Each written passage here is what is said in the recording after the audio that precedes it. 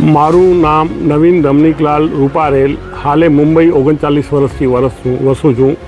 મારું મૂળ વતન અંજાર તાલુકામાં સંગડ ગામ અને અમારા પિતા ગાંધીધામમાં રહેતા હતા.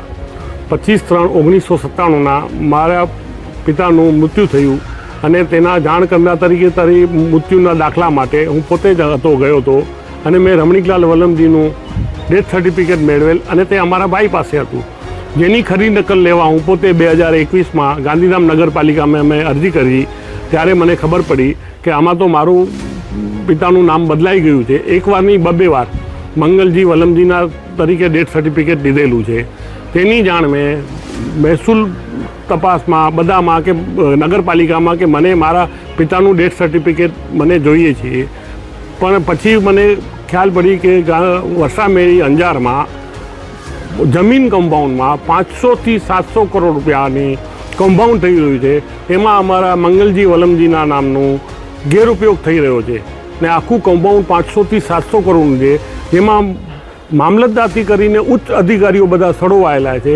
હું બધી જગ્યાએ જઈ આવ્યો, બધી જગ્યાએ 3 વર્ષથી હું દોડાદોડી કરું છું. મને મારું પિતાનું ડેથ સર્ટિફિકેટ નથી આપતા, રમણીકલાલ વલમજીનું. મંગલજીના વલમજીના નામનો ઉપયોગ હું કરી નથી શકતો અને બધી જગ્યાઓ મેં રજૂઆત કરી, પણ વહીવટી તંત્રને ખાલી ભ્રષ્ટાચાર કરીને એકબીજાને બચાવવા પાછળ પડ્યા છે અને કમ્પાઉન્ડમાં એકબીજાને બચાવી રહ્યા છે. તેના આધારે વરસામેડીમાં 500થી 700 કરોડનું કમ્પાઉન્ડ થઈ રહ્યા છે અને મહેસૂલ તંત્રનું પાણી બી નથી હાલતું. આટલી બધી ફરિયાદો કર્યા, આટલી બધી રાજકુમાર બેનીવાલથી કરી, રાજકુમાર IAS જે ચીફ સેક્રેટરી છે એમને, અશ્વિની કુમાર એમને, કેટલા બધા MK દાસ રેવન્યુ સેક્રેટરી, બધાને મેં ફરિયાદો કરી.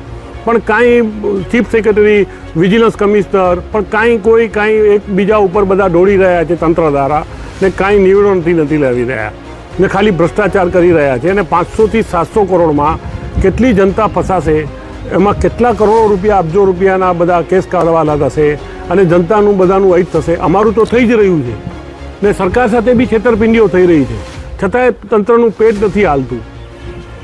તો આમાં હવે મારે શું કરવું, મને પોતાને કંઈ સમજ નથી પડતી. હું 3 વર્ષથી હેરાન થઉં છું.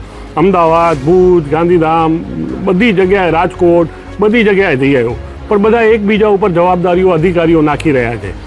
રાજકોટ જશું તો કહેશે તમે ગાંધીધામ જાઓ, ગાંધીધામ જશો તો કહેશે ભુજ જાઓ, ભુજ જશો તો તમે કહેશો ગાંધીનગર જાઓ. બધા એકબીજા ઉપર જવાબદારીઓ નાખી રહ્યા છે. મહેસૂલ તંત્રમાં બી એવું જ છે. મામલતદારમાં જાઓ તો કહેશે કલેક્ટરમાં જાઓ, કલેક્ટરમાં જાઓ કહેશે ડેપ્યુટી કલેક્ટરમાં જાઓ, ડેપ્યુટી કલેક્ટર જશો તો ભાઈ સચિવમાં જાઓ. કેટલી જગ્યાએ મારે ધક્કા ખાવાના? 3 વર્ષથી હું દોડાદોડી કરી રહ્યો છું.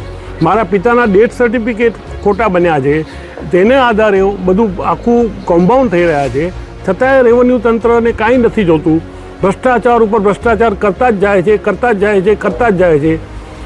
મારે ક્યાં મારે દોડવાનું? હું એકલો વ્યક્તિ ક્યાં દોડું? વરસામેડીમાં ખાતા નંબર 518માં એમાં 512 પૈકી 1 પૈકી 1 એમાં 500થી 700 કરોડના આ કમ્પાઉન્ડમાં ખોટા મૃત્યુ પ્રમાણપત્રનો ઉપયોગ થઈ રહ્યો છે, ગેરલાભ લેવાઈ રહ્યો છે, સરકાર સાથે છેતરપિંડીઓ થઈ રહ્યું છે.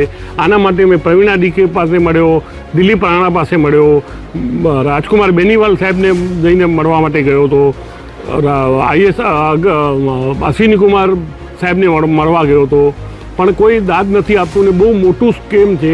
કમ્પાઉન્ડ જેને કહેવાય, મહા કમ્પાઉન્ડ 500થી 700 કરોડનું વરસામેડી અંજારમાં, છતાંય રેવન્યુ તંત્ર એક ઘોર નિંદ્રામાં પડ્યું છે, જાગતું જ નથી.